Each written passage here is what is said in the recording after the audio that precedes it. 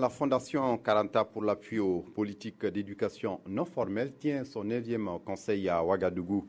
Une rencontre au cours de laquelle les membres du conseil ont fait le bilan des activités. Le projet d'arborisation de l'écriture des langues transfrontalières demeure un grand chantier pour la Fondation.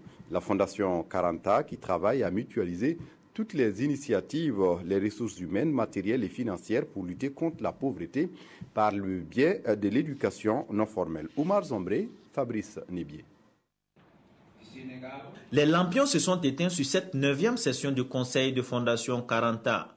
Une session qui aura permis aux participants venus du Burkina, du Niger, du Mali, du Sénégal, de la Guinée-Conakry et de la Côte d'Ivoire de passer au crible les rapports relatifs au texte et au fonctionnement de la structure, ce qui a abouti à des résolutions. Les principales résolutions, nous avons instruit l'équipe de se remettre en cause et d'envisager véritablement de conduire des activités sur le terrain au bénéfice de nos millions de populations qui sont encore analphabètes et qui, je pense, ont été la raison pour laquelle on a mis en place une fondation. La Fondation pour l'appui aux politiques d'éducation non formelle dénommée Karanta a, au cours de ses 16 ans d'existence, engrangé beaucoup d'acquis. Le principal acquis, c'est qu'il est d'abord reconnu par le système des Nations Unies comme étant une institution à caractère international.